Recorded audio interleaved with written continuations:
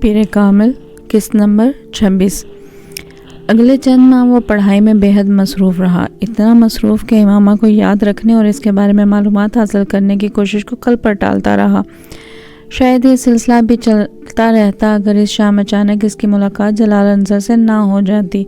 وہ ویکینڈ پر بوسٹن گیا ہوا تھا جہاں اس کے چچا رہتے تھے۔ وہ وہاں اپنے ایک کزن کی شادی اٹینڈ کرنے آیا تھا۔ اس شام سلار اپنے کزن کے ہمراہ تھا جو ایک ریسٹورنٹ چلا رہا تھا۔ وہ وہاں کھانا کھانے آیا ہوا تھا۔ اس کا کزن آرڈر دینے کے بعد کسی کام سے اٹھ کر گیا تھا۔ سلار کھانے کا انتظار کر رہا تھا جب کسی نے اس کا نام لے کر پکارا، ہیلو۔ سلار نے بے اختیار مڑ کر اسے دیکھا۔ آپ سلار ہیں؟ اس آدمی نے پوچھا۔ وہ جلال انصر تھا۔ اسے پہچاننے میں لہجہ بھر کے لیے دقت اس لیے ہوئی تھی کیونکہ اس کے چہرے سے اب داڑھی غائب تھی۔ سلار نے کھڑے ہو کر اسے ہاتھ میں لایا۔ 1 سال پہلے کا ایڈونچر ایک بار پھر اس کی آنکھوں کے سامنے گھوم گیا۔ رسمی لیگ سلیگ کے بعد اس نے جلال کو رسماً کھانے کی دعوت دی۔ نہیں، مجھے ذرا جلدی ہے، بس آپ پر اتفاقاً نظر پڑ گئی تو آ گیا۔ جلال نے اپنی گھڑی پر نظر ڈالتے ہوئے کہا۔ امامہ کیسی ہے؟ جلال نے بات کرتے کرتے اچانک کہا۔ سلار کو لگا وہ اس کا سوال ٹھیک سے سن نہیں سکا۔ سوری، اسے معذرت خواہانہ انداز میں استفسار کیا۔ جلال نے اپنا سوال دہرایا۔ میں امامہ کا پوچھ رہا تھا، وہ کیسی ہے؟ سلار پلکیں جھپکائے بغیر اسے دیکھتا رہا۔ وہ امامہ کے بارے میں اس سے کیوں پوچھ رہا تھا؟ مجھے نہیں پتا، یہ تو آپ کو پتا ہونا چاہیے، اس نے کچھ الجھے ہوئے انداز میں کندھے جھٹکتے ہوئے کہا۔ اس بار جلال حیران ہوا۔ مجھے کس لیے؟ کیونکہ وہ آپ کی بیوی ہے۔ میری بیوی؟ جلال کو جیسے کرنٹ لگا۔ آپ کیا کہہ رہے ہیں؟ میری بیوی کیسے ہو سکتی ہے؟ میں نے اس سے شادی سے انکار کر دیا تھا، آپ اچھی طرح جانتے ہیں۔ 1 سال پہلے آپ ہی تو آئے تھے اس سلسلے میں مجھ سے بات کرنے کے لیے۔ جلال نے جیسے اسے کچھ یاد دلایا۔ میں نے تو آپ سے یہ بھی کہا تھا کہ آپ خود اس سے شادی کر لیں۔ سلار بے یقینی سے اسے دیکھتا رہا۔ میں تو یہ سوچ کر آپ کے پاس آیا تھا کہ شاید آپ نے اس سے شادی کر لی ہوگی۔ وہ اب وضاحت کر رہا تھا۔ آپ نے اس سے شادی نہیں کی؟ سلار نے پوچھا۔ نہیں، آپ سے تو ساری بات ہوئی تھی، میں نے انکار کر دیا تھا، پھر اس سے میری شادی کیسے ہو سکتی تھی؟ پھر میں نے سنا کہ وہ گھر سے چلی گئی، میں نے سوچا آپ کے ساتھ کہیں چلی گئی ہوگی، اسی لیے تو آپ کو دیکھ کر آپ کی طرف آیا تھا۔ میں نہیں جانتا کہ وہ کہاں ہے، میں تو پچھلے 7-8 ماہ سے یہی ہوں، سلار نے کہا، اور مجھے یہاں آئے 2 ماہ ہوئے ہیں، جلال نے بتایا۔ مجھ سے ملاقات کے بعد کیا اس نے دوبارہ آپ سے رابطہ یا ملاقات کرنے کی کوشش کی تھی؟ سلار نے کچھ الجھتے ہوئے انداز میں جلال انصر سے پوچھا۔ نہیں، وہ مجھ سے نہیں ملی۔ یہ کیسے ہو سکتا ہے کہ لاہور جا کر اس نے آپ سے رابطہ کرنے کی کوشش نہ کی ہو؟ سلار کو اس کی بات پر یقین نہیں آیا۔ مجھ سے رابطہ کرنے سے کیا ہوتا؟ آپ کے لیے وہ گھر سے نکلی تھی، اسے آپ کے پاس جانا چاہیے تھا۔ نہیں، وہ میرے لیے گھر سے نہیں نکلی تھی۔ آپ تو اچھی طرح جانتے ہیں کہ میں نے اسے بتا دیا تھا کہ میں اسے شادی نہیں کر سکتا۔ پھر آپ یہ مت کہیں کہ وہ میرے لیے گھر سے نکلی تھی۔ جلال کے لہجے میں اچانک کچھ تبدیلی آ گئی۔ ساری بات آپ ہی سے تو ہوئی تھی۔ کیا آپ واقعی سچ کہہ رہے ہیں کہ وہ دوبارہ آپ کے پاس نہیں گئی؟ میں آپ سے جھوٹ کیوں بولوں گا؟ اور اگر وہ میرے ساتھ ہوتی تو میں آپ کے پاس اس کے بارے میں پوچھنے کیوں آتا؟ مجھے دیر ہو رہی ہے۔ جلال کے لہجے میں اب بے نیازی تھی۔ آپ مجھے اپنا کانٹیکٹ نمبر دے سکتے ہیں؟ سلار نے کہا۔ نہیں، میں نہیں سمجھتا کہ آپ کو مجھ سے اور مجھے آپ سے دوبارہ رابطے کی ضرورت پڑ سکتی ہے، جلال نے بڑی صاف گوئی سے کہا۔ وہ واپس مڑ گیا۔ جلال کچھ الجھے ہوئے انداز میں اس کی پشت پر نظریں جمائے رہا۔ یہ ناقابل یقین بات تھی کہ وہ جلال سے نہیں ملی۔ کیوں؟ کیا اس نے میری اس بات پر واقعی یقین کر لیا تھا کہ جلال نے شادی کر لی ہے؟ سلار کو اپنا جھوٹ یاد آیا۔ مگر یہ کیسے ممکن ہے؟ وہ مزید الجھا۔ میری بات پر اسے یقین کیسے آ سکتا ہے جبکہ وہ کہہ رہی تھی کہ اسے میری بات پر یقین نہیں ہے؟ وہ کرسی کھینچ کر دوبارہ بیٹھ گیا۔ اور اگر جلال کے پاس نہیں گئی تو پھر وہ کہاں گئی؟ کیا کسی اور شخص کے پاس جس سے اس نے مجھے بے خبر رکھا؟ مگر یہ ممکن نہیں۔ اگر کوئی اور ہوتا تو وہ مجھے اس سے بھی رابطہ کرنے کے لیے کہتی۔ اگر وہ فوری طور پر جلال کے پاس نہیں بھی گئی تھی تو سکندر سے نکاح نامہ لینے اور طلاق کے حق کے بارے میں جاننے کے بعد اسے اسی کے پاس جانا چاہیے تھا۔ وہ یہ نہیں جانتا تھا کہ اس نے جلال کی اس فرضی شادی کے بارے میں اسے کیوں بتایا۔ شاید وہ اسے پریشان کرنا چاہتا تھا، یا پھر یہ دیکھنا چاہتا تھا کہ وہ اب کیا کرے گی، یا پھر شاید وہ بار بار اس کے اس مطالبے سے تنگ آ گیا تھا کہ وہ پھر جلال کے پاس جائے، پھر جلال سے رابطہ کرے۔ وہ ایسا کرنے کی وجہ نہیں جانتا تھا۔ جو بھی تھا، بہرحال اسے یقین تھا امامہ جلال کے پاس جائے گی، مگر سلار کو پتہ چلا تھا کہ اس کی توقع یا اندازے کے برعکس وہ وہاں گئی ہی نہیں۔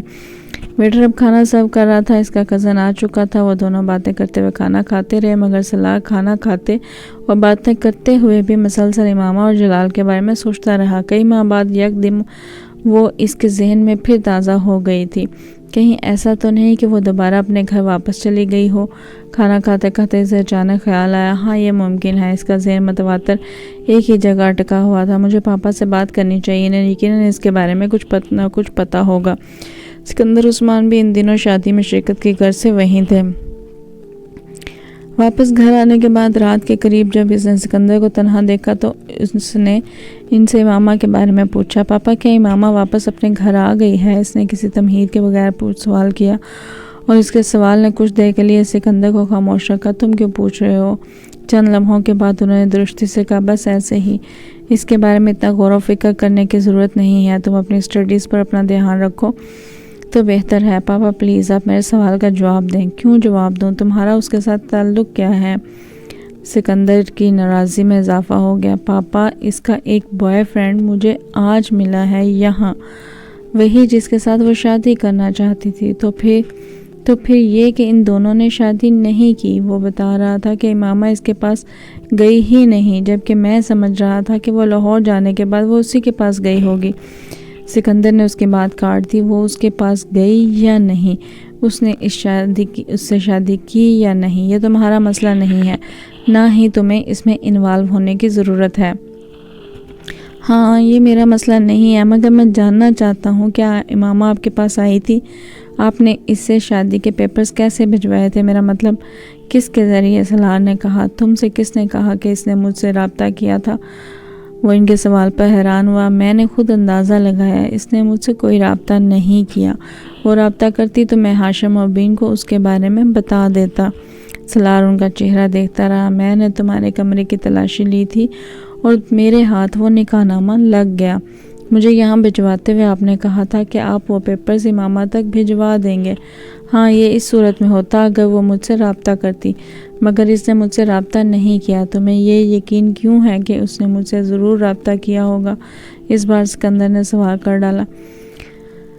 سلار کچھ دیر خاموش رہا، پھر اس نے پوچھا، پولیس کو اس کے بارے میں کچھ پتہ نہیں چلا؟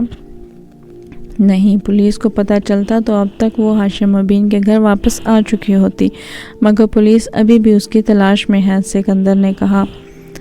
ایک بات تو طے ہے سلار، اب تم دوبارہ امامہ کے بارے میں کوئی تماشا نہیں کرو گے۔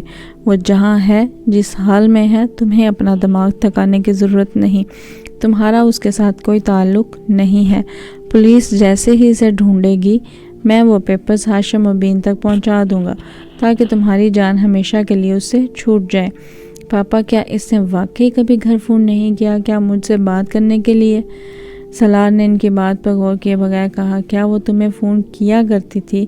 وہ ان کا چہرہ دیکھنے لگے۔ گھر سے چلے جانے کے بعد اس نے صرف ایک بار فون کیا تھا، پھر میں یہاں آ گیا۔ ہو سکتا ہے اس نے دوبارہ فون کیا ہو، جس کے بارے میں آپ مجھے نہیں بتا رہے۔ اس نے تمہیں فون نہیں کیا؟ اگر کرتی تو میں تمہاری اور اس کی شادی کے بارے میں بہت سے معاملات کو ختم کر دیتا۔ میں تمہاری طرف سے اسے طلاق دے دیتا۔ یہ سب آپ کیسے کر سکتے ہیں؟ سلار نے بہت پرسکون انداز میں کہا، یہاں تمہیں بھجوانے سے پہلے میں نے ایک پیپر پر تمہارے سگنیچرز لیے تھے۔ میں طلاق نامہ تیار کروا چکا ہوں، سکندر نے جتاتے ہوئے کہا۔ Fake document? سلار نے اسی انداز میں تبصرہ کیا۔ میں تو نہیں جانتا تھا کہ آپ طلاق نامہ تیار کروانے کے لیے مجھ سے سائن کروا رہے ہیں۔ تم پھر اس مصیبت کو میرے سر پر لانا چاہتے ہو؟ سکندر کو ایک دم غصہ آ گیا۔ میں نے یہ نہیں کہا کہ میں اس کے ساتھ رشتہ کو قائم رکھنا چاہتا ہوں۔ میں آپ کو صرف یہ بتا رہا ہوں کہ آپ نے میری طرف سے یہ رشتہ ختم نہیں کر سکتے۔ یہ میرا معاملہ ہے، میں خود ہی اسے ختم کروں گا۔ تم صرف یہ شکر کرو کہ تم اس وقت یہاں اطمینان سے بیٹھے ہوئے ہو، ورنہ تم نے جس خاندان کو اپنے پیچھے لگا لیا تھا، وہ خاندان قبر تک بھی تمہارا پیچھا نہ چھوڑتا۔ اور یہ بھی ممکن ہے وہ یہاں بھی تمہاری نگرانی کروا رہے ہوں یا انتظار کر رہے ہوں کہ تم مطمئن ہو کر دوبارہ امامہ کے ساتھ رابطہ کرو اور وہ تم دونوں کے لیے ایک کنواں تیار کر لیں۔ آپ خواہ مجھے خوفزدہ کر رہے ہیں۔ پہلی بات تو یہ ہے کہ میں یہ ماننے پر تیار نہیں ہوں کہ یہاں امریکہ میں کوئی میری نگرانی کر رہا ہوگا، اور وہ بھی اتنا عرصہ گزرنے کے بعد بھی۔ اور دوسری بات یہ کہ میں امامہ کے ساتھ تو کوئی رابطہ نہیں کر رہا، کیونکہ میں واقعی نہیں جانتا کہ وہ کہاں ہے۔ پھر رابطے کا تو سوال ہی پیدا نہیں ہوتا۔ تو پھر تمہیں اس کے بارے میں اس قدر کانشیس ہونے کی بھی ضرورت نہیں ہے۔ وہ جہاں ہے جیسی ہے رہنے دو اسے۔ سکندر کو کچھ اطمینان ہوا۔ آپ میرے موبائل کے بل چیک کریں، وہ موبائل اس کے پاس ہے، ہو سکتا ہے پہلے نہیں تو اب وہ اسے کالز کر لیتی ہو۔ وہ اس سے کالز نہیں کرتی، موبائل مستقل طور پر بند ہے۔ جو چند کالز اس نے کی تھیں وہ سب میڈیکل کالج میں ساتھ پڑھنے والی لڑکیوں کو ہی کی تھیں، اور پولیس پہلے ہی انہیں انویسٹیگیٹ کر چکی ہے۔ لاہور میں وہ ایک لڑکی کے گھر گئی تھی، مگر وہ لڑکی پشاور میں تھی اور اس کے واپس والد نے اس سے پہلے ہی اس کے گھر چلی گئی تھی۔ کہاں گئی یہ پولیس کو پتہ نہیں چل سکا۔ سلار چبھتی ہوئی نظروں سے انہیں دیکھتا رہا، پھر اس نے کہا، آپ کو حسن نے میرے اور اس کے بارے میں بتایا تھا؟ سکندر کچھ بول نہیں سکے۔ موبائل کے امامہ کے پاس ہونے کے بارے میں صرف حسن ہی جانتا تھا۔ کم از کم یہ ایسی بات تھی جو سکندر عثمان صرف اس کے کمرے کی تلاشی لے کر نہیں جان سکتے تھے۔ اسے ان سے بات کرتے ہوئے پہلی بار اچانک حسن پر شبہ ہوا تھا، کیونکہ سکندر عثمان کو اتنی چھوٹی موٹی باتوں کا پتہ تھا جو صرف اسے پتہ تھے، یا پھر حسن کو کوئی تیسرا ان سے واقف نہیں تھا۔ اس نے سکندر عثمان کو کچھ نہیں بتایا تھا تو یقینی طور پر یہ حسن ہی ہو سکتا تھا جس نے انہیں ساری تفصیلات سے آگاہ کیا تھا۔ اس سے کیا فرق پڑتا ہے کہ مجھے حسن نے بتایا یا کسی اور نے؟ یہ تو ہو ہی نہیں سکتا تھا کہ اس بات کے بارے میں مجھے پتہ نہ چلتا۔ یہ صرف میری حماقت تھی کہ میں نے ہاشم ابین کے الزامات کو سنجیدگی سے نہیں لیا اور تمہارے جھوٹ پر یقین کر لیا۔ سلار نے کچھ نہیں کہا، وہ صرف ماتھے پر تیوریاں لیے انہیں دیکھتا رہا اور ان کی بات سنتا رہا۔ اور اب جب میں نے تمہیں اس سارے معاملے سے بچا لیا ہے تو تمہیں دوبارہ ایسی کوئی حرکت نہیں کرنی چاہیے۔ جس سے سکندر عثمان نے قدر نرم لہجے میں کہنا شروع کیا، مگر اس سے پہلے کہ ان کی بات مکمل ہوتی سلار ایک جھٹکے سے اٹھ کے کمرے سے باہر نکل گیا۔ سکندر عثمان کے ساتھ ہونے والی گفتگو کے بعد وہ ساری رات اس تمام معاملے کے بارے میں سوچتا رہا۔ پہلی بار اسے ہلکا سا افسوس اور پچھتاوا ہوا تھا۔ اسے امامہ ہاشم کو اس کے کہنے پر فوراً طلاق دے دینی چاہیے تھے، یا پھر شاید وہ جلال کے پاس چلی جاتی اور وہ دونوں شادی کر لیتے۔ امامہ کے لیے بے حد ناپسندیدگی رکھنے کے باوجود اس نے پہلی بار اپنی غلطی تسلیم کی۔ اس نے دوبارہ مجھ سے رابطہ نہیں کیا، وہ طلاق لینے کے لیے کورٹ نہیں گئی، اس کے خاندان والے بھی ابھی تک اسے ڈھونڈ نہیں سکے، وہ جلال انصا کے پاس بھی نہیں گئی، تو پھر آخر وہ کہاں گئی؟ کیا اس کے ساتھ کوئی حادثہ؟ وہ پہلی بار بہت سنجیدگی سے کسی ناراضی یا غصے کے بغیر اس کے بارے میں سوچ رہا تھا۔ یہ تو ممکن نہیں ہے کہ وہ مجھ سے اتنی شدید نفرت اور ناپسندگی رکھنے کے بعد میری بیوی کے طور پر کہیں خاموشی کی زندگی گزار رہی ہو۔ پھر آخر کیا وجہ ہے کہ امامہ کسی کے ساتھ بھی دوبارہ رابطہ نہیں کر رہی؟ اب تک جب 1 سال سے زیادہ گزر گیا ہے، کیا وہ واقعی حادثے کا شکار ہو گئی ہے؟ کیا حادثہ پیش آ سکتا ہے اسے؟ اس کے بارے میں سوچتے سوچتے اس کی ذہنی روح ایک بار پھر بھڑکنے لگی۔ اگر کوئی حادثہ پیش آ گیا ہے تو میں کیا کروں؟ وہ اپنے رزق پر گھر سے نکلی تھی، اور حادثہ تو کسی کو کسی بھی وقت پیش آ سکتا ہے۔ پھر مجھے اس کے بارے میں اتنا فکر مند ہونے کی کیا ضرورت ہے؟ پاپا ٹھیک کہتے ہیں، جب میرا اس کے ساتھ کوئی تعلق نہیں ہے تو پھر مجھے اس کے بارے میں اتنا تجسس بھی نہیں ہونا چاہیے، خاص طور پر ایک ایسی لڑکی کے بارے میں جو اس حد تک احسان فراموش ہو، جو اپنے آپ کو دوسروں سے بہتر سمجھتی ہو اور جو مجھے اتنا گھٹیا سمجھتی ہو۔ اس کے ساتھ جو بھی ہوا ہوگا ٹھیک ہی ہوا ہوگا، وہ اسی قابل تھی۔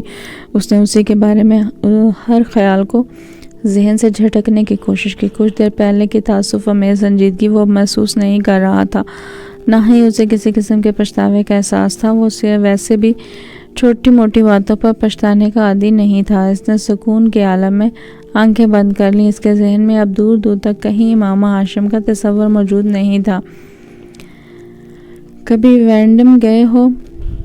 اس دن یونیورسٹی سے نکلتے ہوئے مائک نے سلار سے پوچھا۔ 1 دفعہ۔ کیسی جگہ ہے؟ مائک نے سوال کیا۔ بری نہیں ہے، سلار نے تبصرہ کیا۔ اس ویکینڈ پر وہاں چلتے ہیں۔ کیوں؟ میری گرل فرینڈ کو بہت دلچسپی ہے اس جگہ میں، وہ اکثر جاتی ہے، مائک نے کہا۔ تو تمہیں تو پھر اس کے ساتھ ہی جانا چاہیے۔ سلار نے کہا نہیں، سب لوگ چلتے ہیں، زیادہ مزہ آئے گا۔ مائک نے کہا سب لوگوں سے تمہاری کیا مراد ہے؟ اس بار دانش نے گفتگو میں حصہ لیتے ہوئے کہا جتنے دوست بھی ہیں سب مل کر۔ میں، سلار، تم، سیٹھی اور ساتھ کو رہنے دو، وہ نائٹ کلب کے نام پر کانوں کو ہاتھ لگانے لگے گا یا پھر ایک لمبا چوڑا آواز دے گا۔ سلار نے مداخلت کی تو پھر ٹھیک ہے، ہم لوگ ہی چلتے ہیں۔ دانش نے کہا سینڈرا کو بھی انوائٹ کر لیتے ہیں۔ سلار نے اپنی گرل فرینڈ کا نام لیا۔ اس ویکنڈ پر سب وہاں گئے اور 3-4 گھنٹوں تک انہوں نے وہاں خوب انجوائے کیا۔ اگلے روز سلار صبح دیر سے اٹھا، وہ ابھی لنچ کی تیاری کر رہا تھا جب سعد نے اسے فون کیا۔ ابھی اٹھے ہو؟ سعد نے اس کی آواز سنتے ہی کہا ہاں 10 منٹ پہلے۔ رات کو دیر تک باہر رہے ہوگے اس لیے، سعد نے اندازہ لگایا۔ ہاں ہم لوگ باہر گئے ہوئے تھے۔ سلار نے دانستہ طور پر نائٹ کلب کا نام نہیں لیا۔ ہم لوگ کون؟ تم اور سینڈرا؟ نہیں، پورا گروپ۔ سلار نے کہا پورا گروپ؟ مجھے لے کر نہیں گئے؟ میں مر گیا تھا، سلار نے چڑھ کر کہا۔ تمہارا خیال ہی نہیں آیا ہمیں؟ سلار نے اطمینان سے جواب دیا۔ بہت گھٹیا آدمی ہو تم سلار، بہت ہی گھٹیا۔ یہ دانش بھی گیا تھا؟ ہم سب مائی ڈیئر، ہم سب، سلار نے اسی اطمینان کے ساتھ کہا۔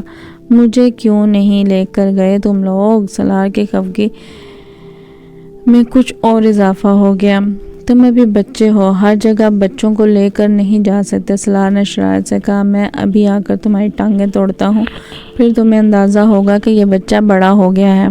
مذاق نہیں کر رہا یار، ہم نے تمہیں ساتھ جانے کو اس لیے نہیں کہا کیونکہ تم جاتے ہی نہیں۔ اس بار سلار واقعی سنجیدہ ہوا۔ کیوں، تم لوگ دوزخ میں جا رہے تھے کہ میں وہاں نہ جاتا؟ سعد کے غصے میں کوئی کمی نہیں آئی۔ کم از کم تم اسے دوزخ ہی کہتے ہو۔ ہم لوگ نائٹ کلب گئے ہوئے تھے اور تم کو وہاں نہیں جانا تھا۔ کیوں، مجھے وہاں کیوں نہیں جانا تھا؟ سعد کے جواب نے سلار کو کچھ حیران کیا۔ تم ساتھ چلتے؟ آف کورس، میں تمہیں وہاں جا کر کیا کرنا تھا؟ مگر تمہیں وہاں جا کر کیا کرنا تھا؟ نہ تم ڈرنک کرتے ہو نہ ڈانس کرتے ہو، پھر وہاں جا کر تم کیا کرتے؟ ہمیں نصیحتیں کرتے ہیں؟ ایسی بات نہیں ہے۔ ٹھیک ہے ڈرنک اور ڈانس نہیں کرتا مگر آؤٹنگ تو ہو جاتی ہے، میں انجوائے کرتا، سعد نے کہا۔ مگر ایسی جگہوں پر جانا اسلام میں جائز نہیں ہے، سلار نے چپتے ہوئے لہجے میں کہا۔ سعد چلا، میں کچھ کہہ نہیں سکا۔ میں وہاں کوئی غلط کام کرنے تو نہیں جا رہا تھا، تم سے کہہ رہا ہوں صرف آؤٹنگ کی غرض سے جاتا۔ چند لمحوں بعد اس نے قدر سنبھلتے ہوئے کہا اوکے، اگلی بار ہمارا پروگرام بنے گا تو تمہیں بھی ساتھ لے لیں گے، بلکہ مجھے پہلے پتہ ہوتا تو کل رات بھی تمہیں ساتھ لے لیتا۔ ہم سب نے واقعی بہت انجوائے کیا، سلار نے کہا۔ چلو اب میں کر بھی کیا سکتا ہوں، خیر آج کیا کر رہے ہو؟ سعد اب اس سے معمول کی باتیں کرنے لگا۔ 10-15 منٹ تک ان دونوں کے درمیان گفتگو ہوتی رہی، پھر سلار نے فون بند کر دیا۔